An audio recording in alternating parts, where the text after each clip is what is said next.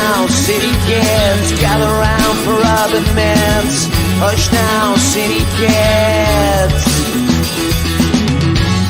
When it came to me after so long, I didn't have no choices in the streets where I was from. When I think about the pain, I didn't have no choices. I took what I had sworn. Hush now, city kids, gather round for urban myths. Hush now, city kids. Good evening, welcome to NUFC Matters. Geordies here, Geordies there. It's me, Steve Wraith. My fault, I was late. Had more pressing engagements to sort out this afternoon, but we're here, we're live. And it's welcome to Stu, to Kev, to Mitch, to Steve, to Alwaleed, and to George. And as always, plenty to talk about in the next hour. And if you've got any questions, which we have time to answer, we will get them in. And don't forget, Ask George is always part of this show, usually halfway through. So if you've got a question, a burning question for George, then get it in and we will ask George after the ads. Okay, let's start with the sad news, I guess, about Harvey Barnes, Stu. He's unfortunately he's got an injury. Eddie Howe mentioned it in the press conference today. I haven't had time to watch the press conference. I've only seen a few outtakes of it. But ultimately, he's going to be out for months, and it's a foot injury. We're not quite sure what it is, but it looks as if he potentially might have to have surgery, which will rule him out for months as opposed to weeks. So it's bad news. But we have got a big squad these days, so maybe it's not as bad as it could have been. Yeah, well, you're always going to get injuries in Football League through the squad. And thankfully, we've got a strong enough squad now that can cope with 2 or 3 players missing. And Harvey Barnes was just playing his way in, getting used to the system, etc., and getting his fitness up. But he'll come good. The same happened to the man of the moment, Anthony Gordon, at the start of his career with Newcastle. He got an injury, and they don't buy them because they're not good. They buy them because they're excellent players. So I've no doubt Harvey Barnes will come back better, fitter, better, hungrier, which is going to benefit us. And it might be at the right time of the season for us as well, as similar we've played all the season of flag, and he'll come in fresh. And, we've got Joe Elton coming back soon. Willock is coming back soon. So, you don't want to wish an injury on anyone, but it's one place that we do have enough cover in, I think. And I just hope he gets well soon, and it's not as serious as what Eddie Howe suspected it may be, because it can be quite dangerous, especially because it wasn't in a tackle or anything. It doesn't seem like it was a clean break. It was just whilst he was trying to push off the ground, wasn't it? So hopefully it's not as bad as what it is. I know Dr. Neil gave a few examples earlier of what it may be, and I'm sure he'll talk about that in a bit more depth. But just wish him well, and I hope the lads are still in the Champions League when he's back, which means we've qualified for the next rounds. All right, Kev, it's a blow. It's a blow for the player as well. Disappointment for him because, players want to be involved at the moment. They want to be playing these games. And he just looked so disconsolate sitting on the bench, obviously delighted Newcastle won, but, just wishing he could have been part of it. For sure. And, I've had experience, not myself personally, with a toe injury. My wife picked up a displaced big toe. There's an innocuous injury, which again leads into your metatarsal, which depends on how the break goes. If it's required surgery, that's not going to be a fun one to recover from. But yeah, you feel sorry for the lad because he seems like he got off to a flyer against Villa. Then he, in and out. But again, that's the Eddie Howe way. So you feel sorry for him, and he was trying to get. You can see he was trying to get into the first team and trying to do what he's been told to do and assimilate into the team as one. And yeah, it's just a little setback for him, really. And again, depends on the severity of the injury. Is it dependent on months versus days or weeks? So yeah, it's unfortunate, but like you said, we've got plenty cover over in that area with players coming back in. There's various different options, and that's always the positive, with the silver lining, if you will. There's always options we have available on that side. Mitch, The injury hasn't quite been revealed. I mean, we'll find out more over the next few days, I'm sure. But rumours were flying around it was a broken toe last night. I mean, we can only speculate as to what it is. Howe said foot injury, which is a broader explanation. So it leaves us all guessing what this injury is. I mean, if it's metatarsal, which is something we learned out about with Beckham, that's going to have one healing period. If it's a broken toe, I'd imagine there's not a great deal you can do with that. The other thing that House said is it was an unusual injury. Right, okay. So if you get an unusual injury in football, the two that spring to mind are ones that are more common in American football, which are the Liz Frank injury and the Jones fracture. The Jones fracture is a fracture of the metatarsal in and around the little toe. A Liz Frank injury is more to the centre of the foot, and it was actually described by a French surgeon during the Napoleonic Wars after people got knocked off horses and dragged by the stirrups. They used to get these funny breaks in their feet, and that's why it's called a Liz Frank injury.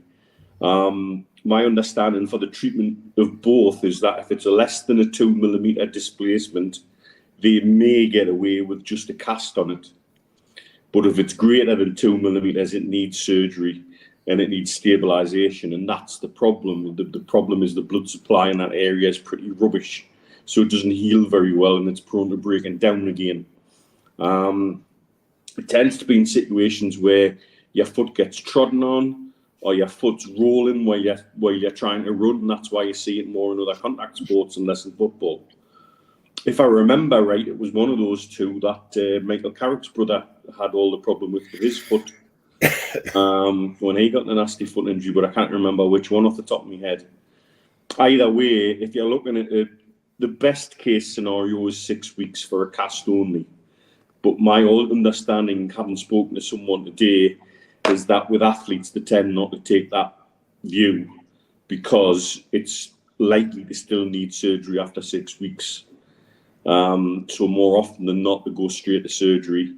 And it actually means 2 surgeries, one to put plates and stabilise, and then another to remove at a later date. So you're looking at a minimum of 12-week recovery. So that's why he's saying, months. It could be longer. You just hope it's as quick as it possibly can and he comes back right. And he'll probably come back at a time just when we need some fresh legs. So I think we've got to try and look at the positives. I wouldn't rule out seeing Young Hall playing on the left-hand side, further up the pitch, than not necessarily at left fullback. We've got options. That's the beautiful thing of the squad that we have right now. So everybody who's been saying, why we bought all these players and we're not playing them well, here we go. We could play 60 games plus this season and we're going to get injuries all the time. And let Eddie rotate as he needs to stay fit and keep minutes in people's legs. Okay, Steve. Dr. Neil's given us his diagnosis, but it's a pity, isn't it? And I think a lot of people in the chat are rightly mentioning the fact that Gordon's on 4 yellow cards. He could be next out of the team, but we do have options in midfield, Steve. Yeah, that's why we have a squad. Simple as that. People talk about players being off form, talk about injuries. Very rarely do people mention suspensions, but you know what? Yep, the Gordon's on 4, could very easily be on 5 in very, very soon. Just by the nature of the way he plays, the way that he gets stuck in. He does pick up some strange bookings, I must say. There's been at least 1 or 2 where I've thought, I don't know whether that's warranted a booking, but that's where it goes. And as for Barnes, I mean, I suffered from a very similar injury, playing on an artificial pitch, and the pain was excruciating. Went to the hospital, got it strapped up, x-rayed, couldn't find anything, strapped up. And now 20 years later, I suffer from a terrible calcified joint on my big toe, and around that area. It is very, very painful when it happens. You can't put any weight on it. You don't know what it is. You don't know how it's occurred because it was something that wasn't in a tackle or anything, just running. Very similar to the way the Barnes went down, But that's football, isn't it? That's what we know that Barnes will recover. We know that he'll have the best medical treatment. He'll not be getting the 306 up into town and then the 306 back. I know that for a fact, as happened with me. And then walking from the 306 bus stop up to A&E. So I hope he's getting better treatment than that. But yeah, that's what the squad's for, Steve. And you know what? Some amiable cover there, as both the guys have said. So, Al-Walid, are you sorry to see Barnes injured? Of course, you see any player who has injury, it's kind of upset. Still 7 months, almost 7 months for season to be end. So I hope this is going to be last injury for Newcastle player. I believe Eddie Howe in the way he should not focus on the same lineup every time. So if he do more, playing with different contests like FA Cup, Carabao Cup with the same players. Unfortunately, I believe the injury will continue. Anyway, I hope he get well best soon to join their mates. And how did you celebrate Saudi National Day, Al-Walid? Yeah, I forget to thank you, lads. Thank you for and appreciate your messages and tweets about it. Really appreciate it. And it was really a great night as always, with celebrating in public places and the street with the Saudi flag and everything. It was great, really. Great stuff, mate. Glad you had a good time. George, good evening. Hello, Steve. Yes, Harvey Barnes. We talked about it briefly last night. Spenny did announce it last night. He'd said he'd heard from a contact that it was a toe issue and that he would be out for a few months. So he wasn't far wrong. But yeah, it's disappointing, George. It is. It's disappointing for the lad as well, because he was certainly starting to make his mark, which is great. But others have said it. He'll come back even stronger and better for it, and Eddie will make sure that that's right. So we'll still see a Harvey Barnes that's an asset to Newcastle United. The issue about whether or not there was a tackle, he got two very, very bad tackles just before he went down. And one of the tackles I thought should have been a card. It was really horrible. And I think that might have been the start of it, but never mind. The lads out of it now. And as regards what next, well, you've all said it. We've got a big squad. We've got lots of things we could try that he could try. And I think he'll take the opportunity to experiment when he's got to. But there's lots of positive things as well, and things that we've seen lately. That some of these new lads, I really like the look at some of them. That even though they've only had a few minutes, it's been quite exciting. So it's sad, and we'll move on. And I think the outcome will be that we end up with a better Harvey Barnes, and somebody might just stake their claim, which would be fantastic, Yeah, plenty of options in that area. I think we all agree. As I say, I've been slightly out of the loop today. I haven't been following Newcastle United's news, so I'm relying on my panelists to keep us right. So anything that's in the chat, I have to take it as read. Stu, BT says Newcastle. Well, dear me, I've seen a few messages about that. The least we say about PSG away next Wednesday, which in fact is a home game, being on the website, the better. The least we say about that. BT says Newcastle United have announced a multi-year partnership with an online sports betting brand, BetMGM. The reason behind this was the team's ambition and the drive aligned with their own growth strategy. But how will the club benefit from having a betting firm linked with the club? And I think somebody else put something else in there about there. Sutty did. What are your thoughts on today's announcement that we've got a new sponsor in Vegas, betting company MGM? Have you heard any numbers of how much we could get from the deal? And I might as well add this to it, because somebody also put something in about the bank. It was Sutty again. Just saw on X someone sharing an update on Companies House showing 114 million's been put in. Well, hey, if that's from MGM, that's it. It's not a bad deal, is it? But that's a joke, people. But yeah, Stu, I've not heard anything about this. Have you? No, but I have been contacted by the MGM to promote their 3-1 scoreline bets.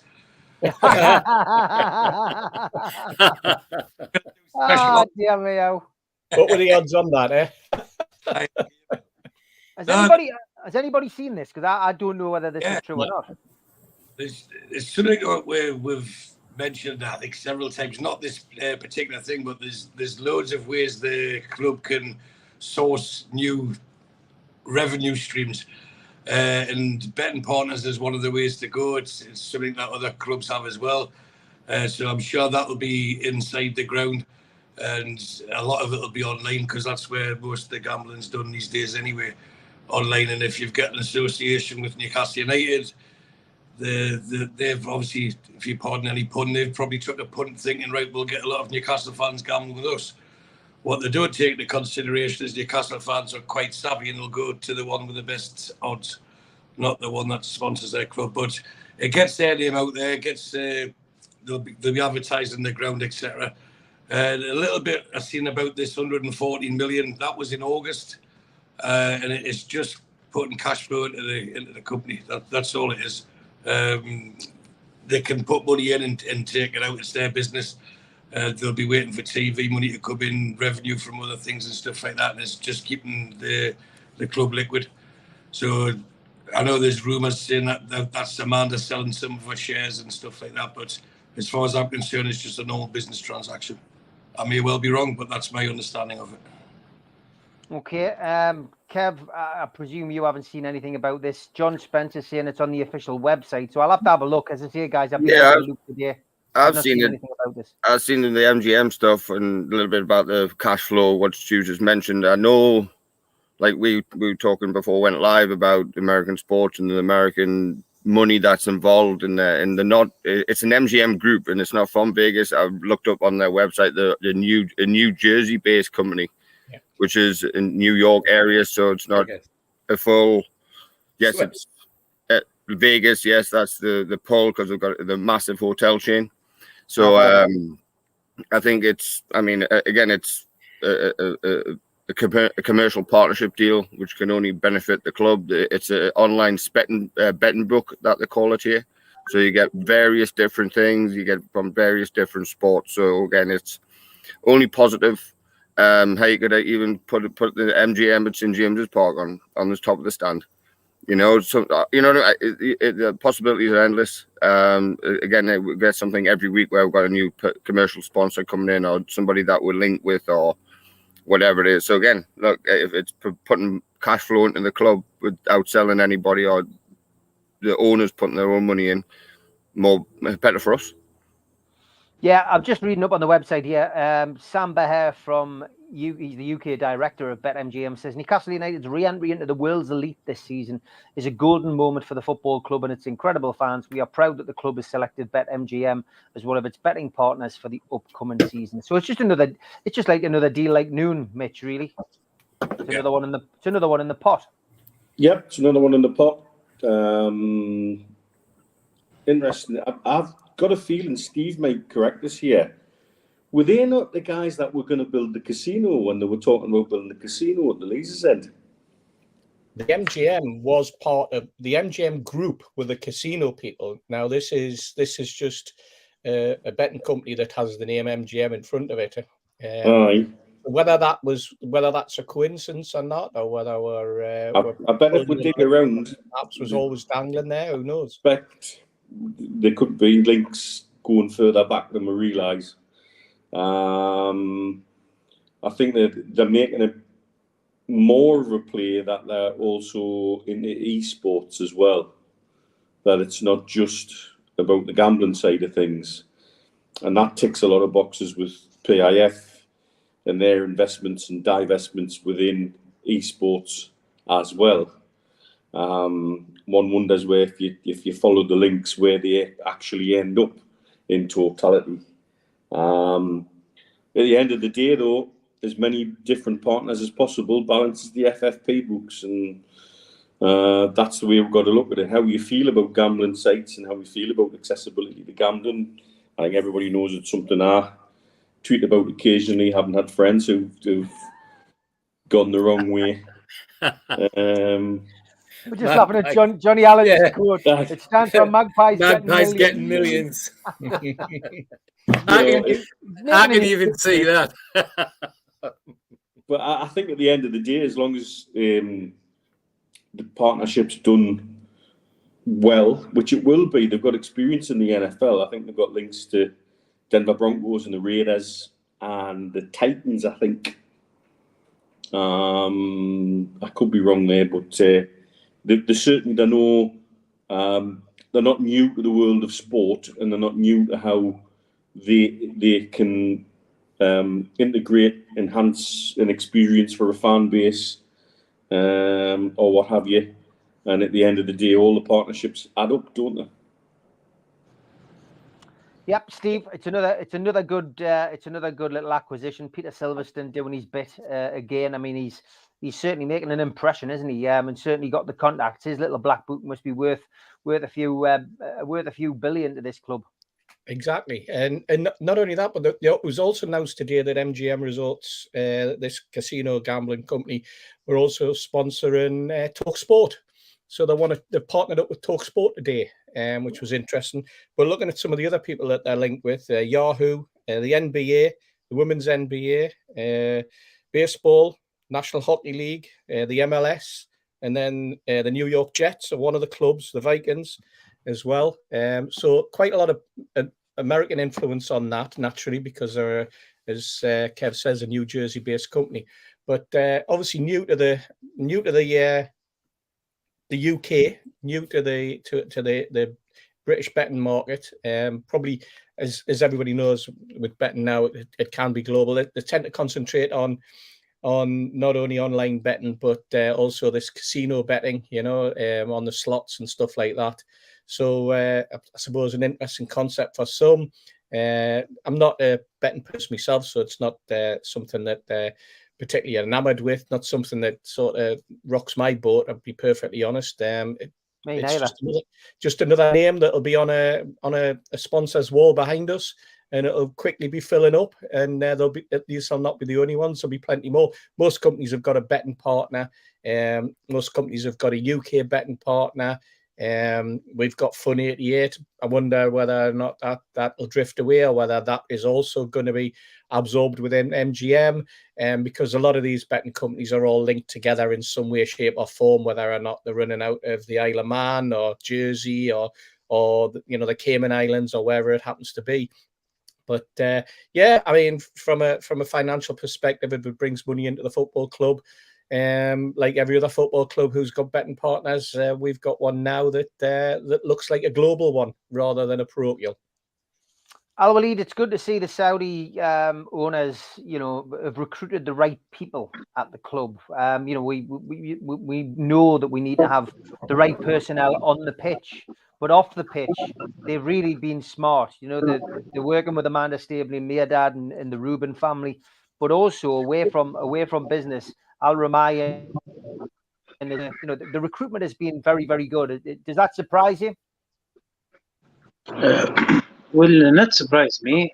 And, we remember how it was to be. It was just Mike Ashley and Lee Charlie before, and now it's expanding. They have recruiting, and I believe still need to be more recruiting at Newcastle to be to achieve the dream and make Newcastle number one team. It need more than that, and I believe we are in the way for this.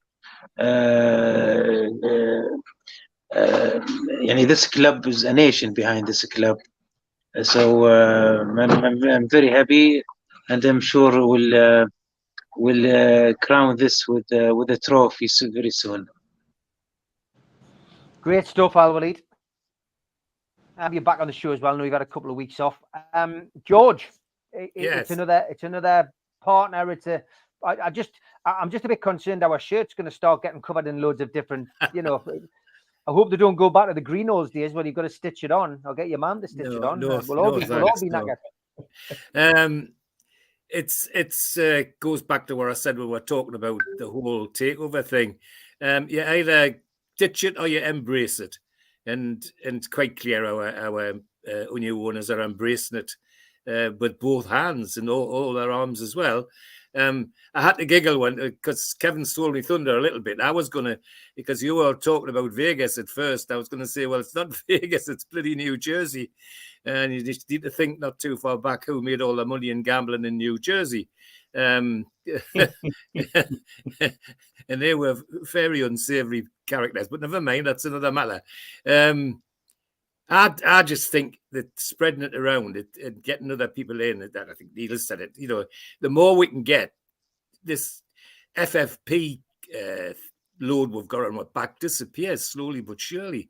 And that's great for everybody concerned with the club, not just not just the players, but the owners and its fans as well, because it's fans must be fed up with hearing those words FFP without actually understanding what it means. And if we can just, as I say, offload some of it, like they seem to be doing, that's fantastic. I just embrace it, as I say, and let's see what they do. If there is a concern about betting in old things, but at the end of the day, we're not entirely in a nanny state yet. But with the right people beside you, we can help people avoid problems with it. And I'm sure that I see a lot of it on this platform and other platforms that we've got, where people reach out to people who've got minor issues, and I think that's something that we could help with. But no, it's great, and the more the merrier is my attitude, to be honest. Yeah, George. Yeah. Okay, we do have a new feature, if you remember, on this show. It is my first toon match.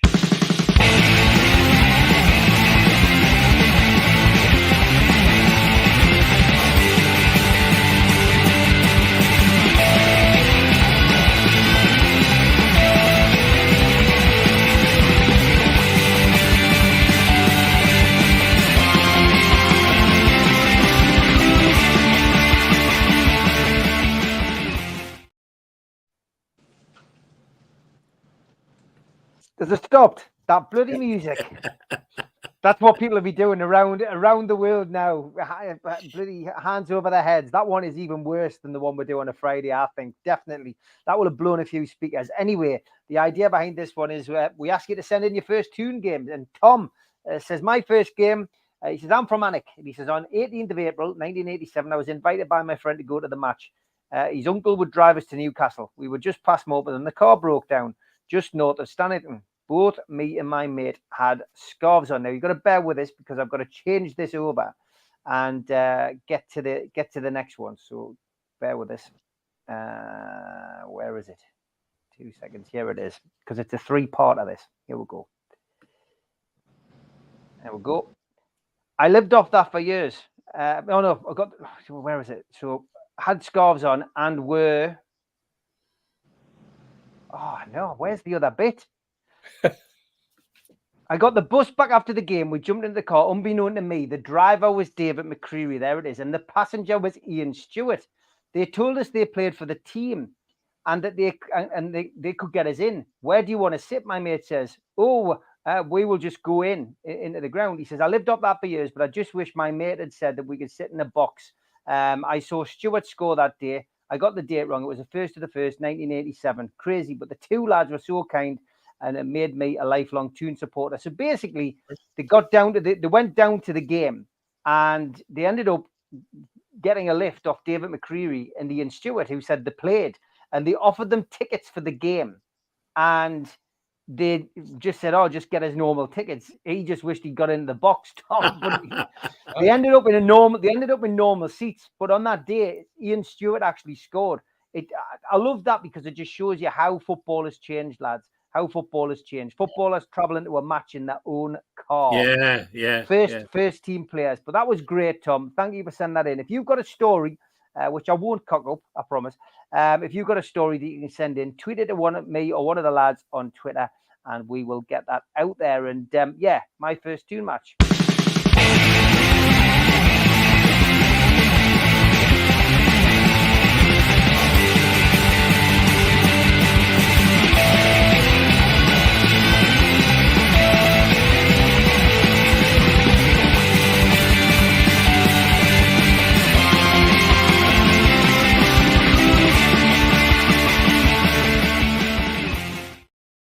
Okay, you got time to go for a quick drink, go to the toilet, whatever you want to do. Here's the ad.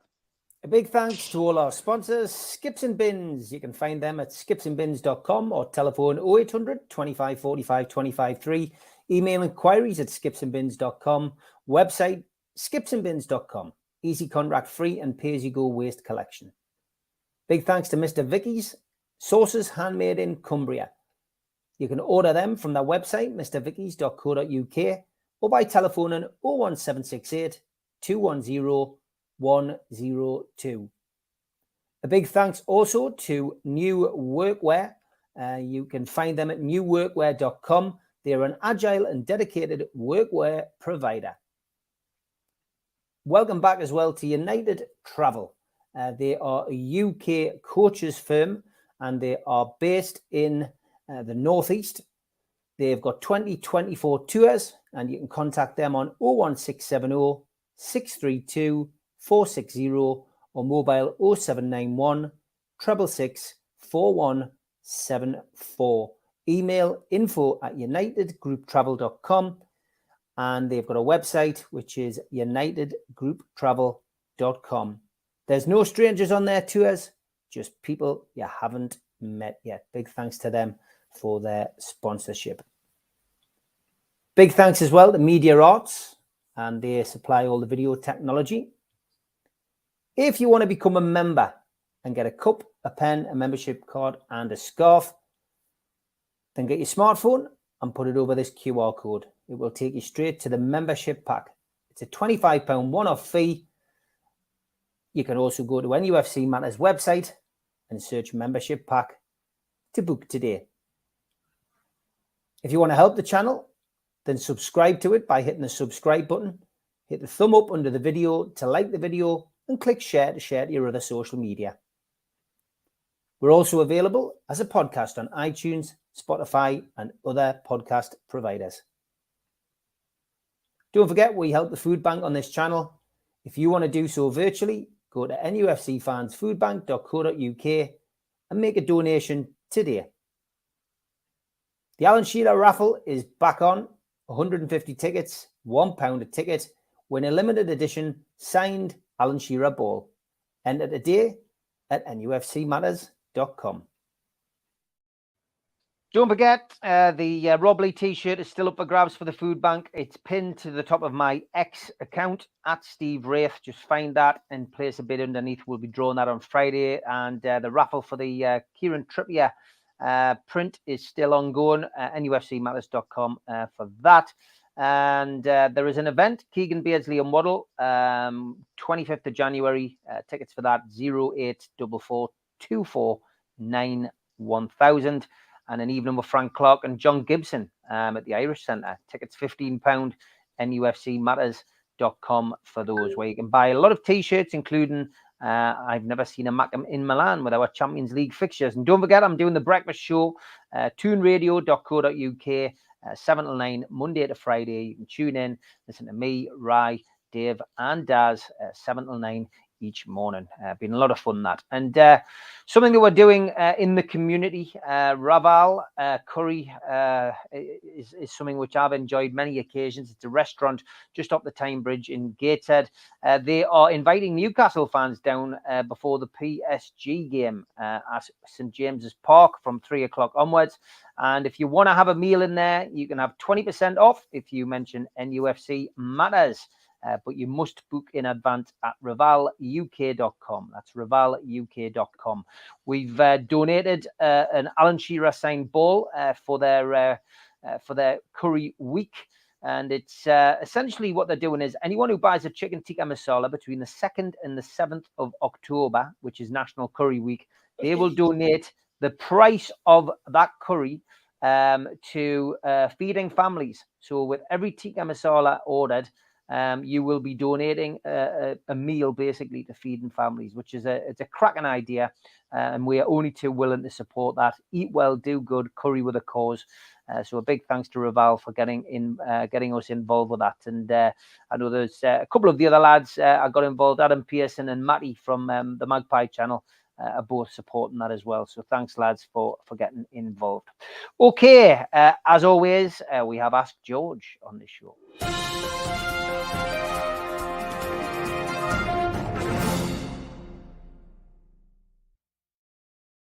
Okay, George. Roger Cook says, question for George. What's the strangest injury you've ever seen? Apart from my own. I think George Dalton, that's a name you'll all know. George Dalton's knee was nearly reversed. It was dislocated so badly. And if I remember rightly, what do they call the physio guy? Sandy Much, the big physio. He was actually physically sick when he seen George Dalton's knee. It was so badly twisted and out of place. And that for a seasoned professional guy, because he was a hard, Alec Much was his name. He was a hard guy, but he was physically sick when he seen George's knee. And so were a lot of other people that seen it now. And he's seen it because I was sort of in a panic with a ticket for that match. Okay, question for George from Tom Dixon. He says, when you played football, did you ever get hit with the football? Yes, regularly. Where was the worst place, George? Oh, you're kidding, keep aren't you? Keep it clean, George. Keep it clean. Well, where you would normally keep your hands if you had any sense, and there's a couple of there times. We go. That'll do. That'll do. A couple of times I didn't. Councillor Spenny says, ask George, does he want a cheeseburger or a hot dog on Saturday? Off Spenny. Hot dog, please. A hot dog. Ketchup. Was that it? Oh no, Craig Lee asked one and George did as well. Question for George. What do you think of Anderson's performance against Sheffield United? With such a game, he's sort of been overlooked despite a very good performance. Do you see him featuring a lot more regularly, says Craig? Yes, I hope so.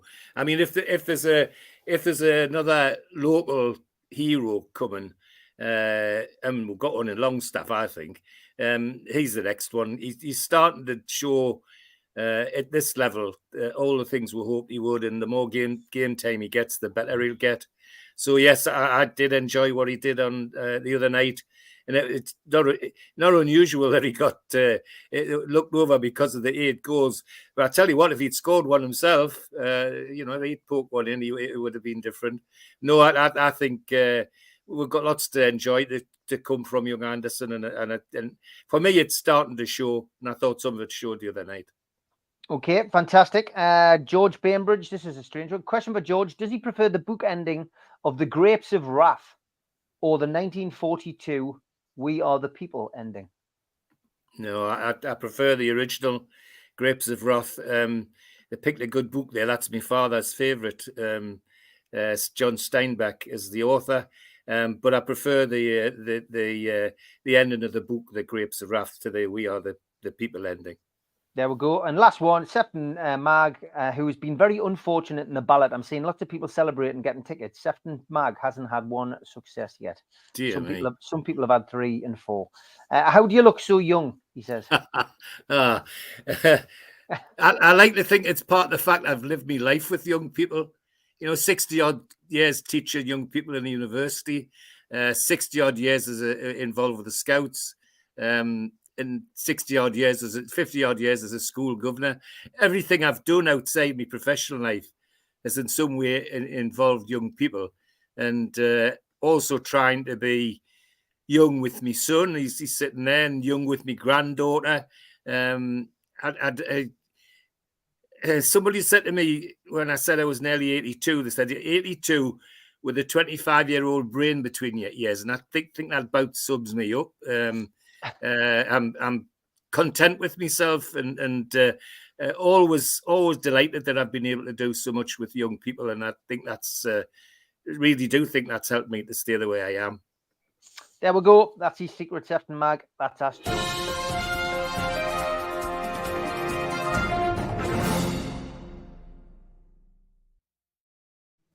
Okay, George, we'll start with you and we'll go around the other way. Blue Rhythm Boy says, interested to hear the panel's thoughts on Anderson. And because you've just commented on Anderson, it seems right to start with you. What's his best position?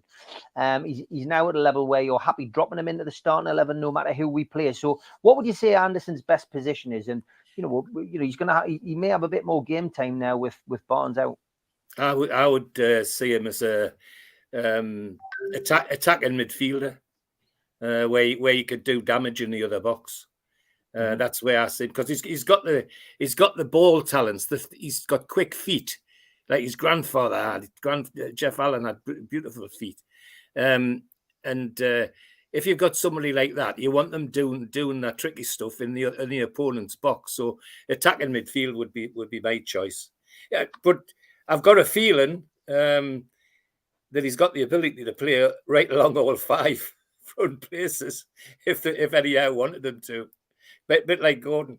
But yeah, attacking midfield, Steve, would be my choice. Okay, Al-Walid, what is Elliot Anderson's best position, would you say? Could be either attacking midfielder or left attacking midfielder. Yeah, so you play him on the left potentially. Yes. Okay, Steve. Left or right, he's a box-to-box midfielder. That's what he is. He's got that strength now that he didn't have a couple of seasons ago. A couple of seasons ago, he was a bit sort of, I thought overawed when he came on. Sort of was running into spaces that you didn't need to be in and that type of thing. But I think now what we've got is we've got a physically mature 21-year-old who can move across the grass with ease. He can tackle, he can shoot, he knows when to lay the ball off, and I think he's going to mature into an absolutely top class midfielder. I think the world's his oyster in terms of where he wants to play. I think that once he gets a good run in the team, it's going to be a case of, well, who else gets dropped? Not necessarily Anderson that gets dropped, because that's the strength that he'll develop over the next couple of years. You know what? He could end up like a combination of like a Brian Robson type. Just getting wherever you want them on the pitch, he can appear and he can kill an attack, and then he can set an attack up, and he can get in the box and get goals. We saw him getting goals in America during the summer. So I think the world's his oyster. Really do. Okay, Mitch, same question. Firstly, thanks for the kind comments there. I'm really proud of me dad. Although it does pass down as well, as Stu and I were saying to each other when he was over the other weekend.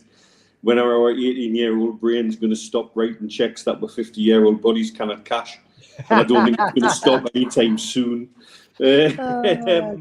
Classic. Anyway, you know what I thought at the weekend? Anderson's finally sussed how to be the pivot between left back and left wing. He finally looked like he was able to interact and interchange with Gordon, let Burn overlap, and really act as the pivot the way Joe Linton and Willock do that together. And that, for me, was the most encouraging thing. Also, he's hard as nails. He got hit by a bottle of water, hit by a can of Coke, and didn't even flinch. And nothing's been said about that, by the way. No. Not only did he have a bottle of water chucked at him, if you look at the fan cams, a can of Coke bounced off his back as well. So I was really encouraged that he knows his place in that system, and I think that's the most important thing. It's not about where you drop him in. It means to me you could drop him on the right-hand side as well, and he would work just as well with, say, Trippier and Miggy, or stick him in the centre in a more advanced role and give him a free rein. But I was really impressed with what I saw of him at the weekend. That ability to let Gordon cut in and take players out with him, the ability to cut inside and let Burn overlap. I don't think he's necessarily always shown all of that in such a complete way as he did at the weekend, and I thought he was brilliant. Okay, Kev, where do you see Elliot Anderson fitting into the team? Pretty much what everybody said, and I completely agree with Mitch in terms of that double pivot on the left side, right side, covering for people when you don't really know. Well, he doesn't probably want to, because he wants to be going forward and joining the attack. I mean, that's just natural. But again, it's like what Steve said in terms of the maturity of the player now. It's like, okay, well, we've got everybody bombing on left or right, and I can just sit and I'll break up the play. Then I can advance myself as a second phase and go forward. But what I would say to what everybody else has said, and keep it brief, I just think he needs goals. Yeah. If he gets goals, then he cements his place firmly in that starting 11 week by week game, depending on the game, obviously. But I think he just needs goals. And once he does, I think he'll be off and running. Like, again, like a young Paul Gascoigne, and getting goals from out of nowhere and just lighting the football pitch up, because I think he's a special talent and we need to keep a hold of him. Okay, Stu, last but by no means least.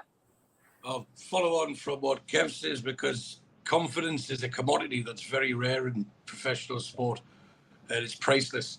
And he hasn't, I think this season now, because he had a good pre-season, what he had next in pre-season, I think he's got the belief factor in himself, and I think he's been accepted by the squad. And when he has played, he hasn't just been stuck out on the wing where it limits any errors he may make because of his age and his lack of experience or his over-eagerness to impress. The fact that he was playing as part of a three in the middle shows that the trust is in him from the management and the coaching team. And again, using the word confidence, he took it in his stride, and you could see he was reading himself in, because when he went to Bristol Rovers, he was just like dazzling everyone, wasn't he? Like the Geordie Maradona, they nicknamed him, where he was skinning people for fun. But he's understanding that he has to be more adaptable and flexible. And I think it was Mitch said he's strong as an ox. He's obviously done a lot of work in the summer to bulk himself up, so he's not going to get knocked off the ball easy. And with the confidence and the trust comes the performances. And I thought he was exceptional. I think everyone was on Sunday, to be honest. But I thought Anderson played really well. And, of course, I'm hoping he does eventually start playing for Scotland. So I do keep an eye on it and watch his movement and stuff like that.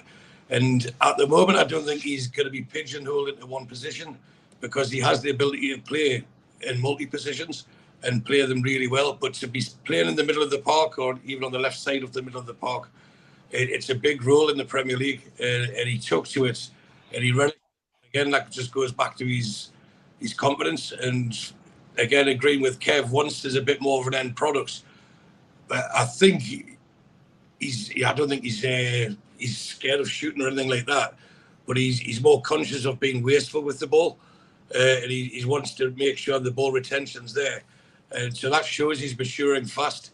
And once he gets a good run the side of it, which every player does need, and he's proven it, he will be hard to displace.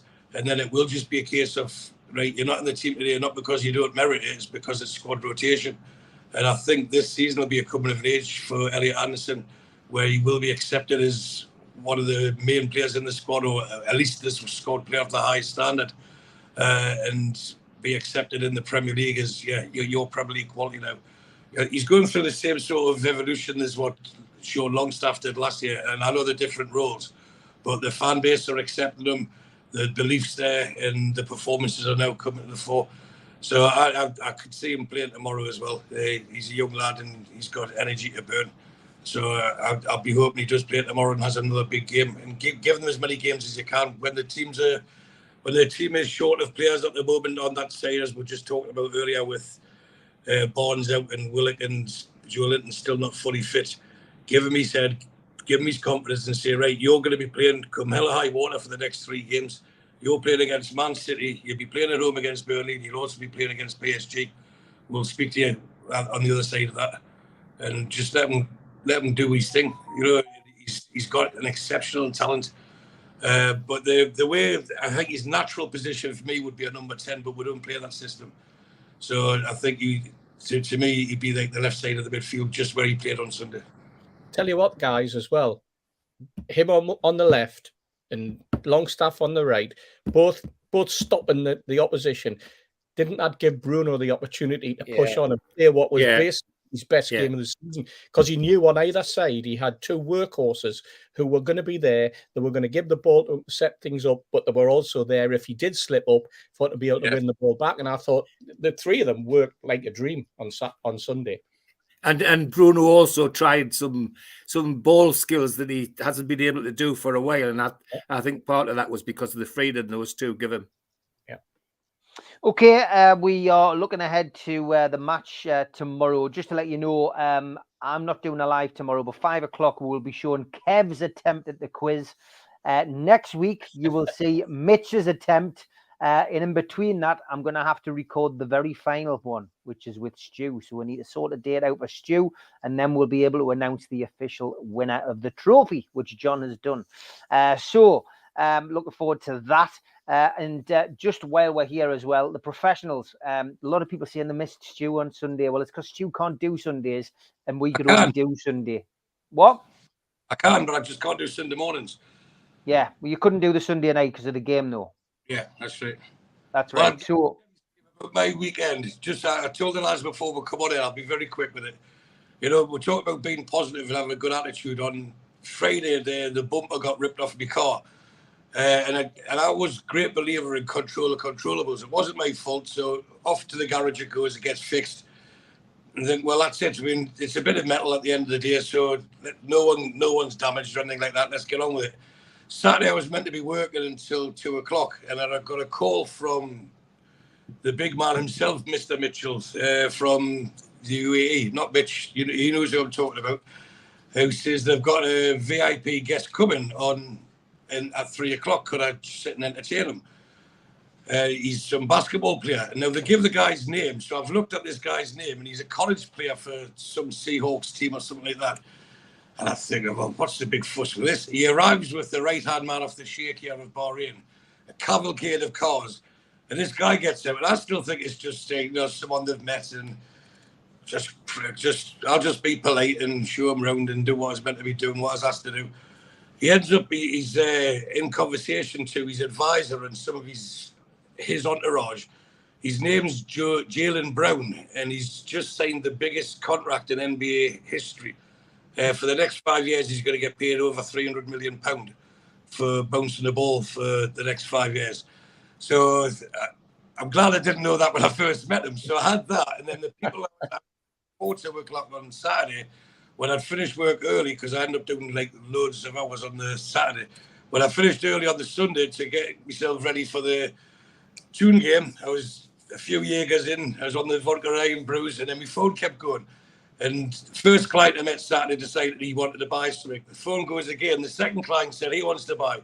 The third time the phone goes to the client's brother from the second one. He says he wants to buy as well. So I just thought that's just been really positive. Newcastle win 8-0, and I got my car back on the Monday. So there you go.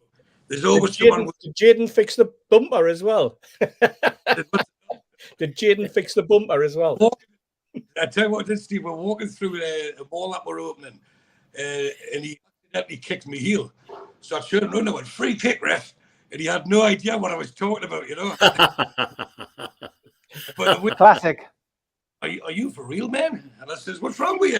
I'll go around kicking people because you think you're famous. So he loved the banter. He loved the banter. That's the main thing. Okay, we've got Newcastle against Manchester City tomorrow night in the third round of the Carabao Cup. It is a Wednesday. It's an 8:00 kickoff. It's live on Sky Sports. There was no public sale for this tie. Season ticket holders who signed up with the relevant cup scheme receiving tickets for their own seats. They can be forwarded or resold as per website. If you want to go onto that and check. Team news: Joe Willock and Joe Linton remain out. Emil Kraft's back in training, still not available. Harvey Barnes ruled out with a long-term foot injury, which is not good. Manchester City, well, Rodri was sent off, so he's suspended, and he is intending to field a weekend side, he says. Well, we all know what that means. The first 11's as good as the second 11's as good as the third 11. Calvin Phillips, Jack Grealish, Mateo Kovacic are all available for selection and all expected to play some kind of part. Chris Kavanagh is the referee. It's his third appointment this year, and VAR is not applicable in this game. Don't forget, the game has to be finished after 90 minutes. It's penalties. It's got to be finished on the night. So after 90 minutes, it is penalties. The winning side will enter the fourth round to be staged following the conclusion of our tie and shown live on Sky Sports. So rumours abound that Joe Linton is back in training. Could he be available tomorrow? We'll have to wait and see. Jordan Cronin's gone heavy with that on the store on Newcastle World today. So good to see him coming back, if that is true, whether tomorrow comes too soon. But what are you expecting tomorrow from this game, Stu? And give us your prediction as well, please. Right. My team, I think they'll start Pope in goal. I think he'll play the two young fullbacks and Lascelles as captain and Botman partnering him. In midfield, I think it'll be Anderson, Longstaff, and Tonali. And then we'll have Isaac in the middle. We'll have Murphy on the right. And that leaves the man with the confidence and the number 10 with end product. Mr. Anthony Gordon will be playing on the left. That's my prediction. I think Man City, I don't think the rest of them players, I think they've got a little bit of an injury. And I don't think their squad's as good as it has been over the last few years, although that's still an exceptional squad. But I've got a feeling that we can win this. If it's be done in 90 minutes, we could bring people like Wilson on near the end for penalties and stuff like that, if it gets to that stage. But I think we can beat them 2-0 tomorrow. Okay, Kev? Agree with the team what just Stu just said, but like I said last night, in terms of my prediction, I think it'll just go all the way to 90 minutes and be very tight, tactically close. And I think we'll win it on penalties. Right, okay. And what about you, Mitch? Have you got the dice today? I do not. The dice is on strike after accusations of exclusion. You're in the hope. I do wonder what is really being said in the dressing room, given Pep Guardiola's public statement that he doesn't want to waste 1% of energy on the Carabao Cup. How would that make you feel as a player if that's genuinely how he feels? It makes me wonder what we're coming up against. Is he trying mind games? Is he trying to be clever? It certainly sends mixed messages, unless the message within the dressing room is something exceptionally different and much stronger, which is what you'd imagine it to be. I think whatever we put out, we will be putting out a stronger 11 than them. I think home advantage makes a big difference on a night like tomorrow night. And I think we'll take it by the odd goal in 3, 2-1. Okay, Steve? I'd set a marker down and I would put my virtual full strength team out against them. To be perfectly honest, that's what I would do. And I'll go for a 2-0 win. Al-Walid? I'm like Kevin, I think, to go to penalties, and Newcastle will win. And last but by no means least, George, your prediction, mate. I'd do a Steve and start with the strongest team I possibly could and filter them out as the game goes on. And we'll win 1-0 in 90 minutes. Okay, well, I'm going for a 1-0 win as well. I think Newcastle will win 1-0. It's going to be a tight game, I think, tomorrow, but looking forward to it. I'm sure everybody is out there. Thanks everybody for joining us. Thanks to the admin, and thanks to everybody in the chat for their questions. And thanks to George, Al-Walid, Steve, Mitch, Kev, and Stu. And we just want to say, send a little message to Steve Wilkinson, who usually joins us. He's not having the best of times at the minute. Steve, if you're watching, we are thinking of you, mate, and we're all here for you if you need us, mate. So feel free to give us a call, and we can have a chat. But Steve, we are thinking of you. I'm sure the lads want to say something as well. Yeah, all the best, Steve. Sorry. He was out with me last time I was over for the first Villa game. And he uses a pint, so good stuff. Get yours back to Newcastle as soon as possible. You owe him a pint. Great stuff, lads. Yeah. Take care. Yeah. All the best, Steve. We still do 7 NUFC Matters show a week for free. But if you want to help support NUFC Matters, then there are a few ways of doing it. Hit the like button on each live broadcast and video. This helps the channel grow. Hit the subscribe button and select the all notifications bell so you don't miss a single show. If you want to help us financially, then you can join the channel using this button with the membership starting at $1.99 a month. Or you can drop us a donation in the chat using a super sticker. We're also looking for sponsors. If you'd like your brand advertised on the flyers for the show and featured during the ad break, then email John at nufcmatters.com to arrange today.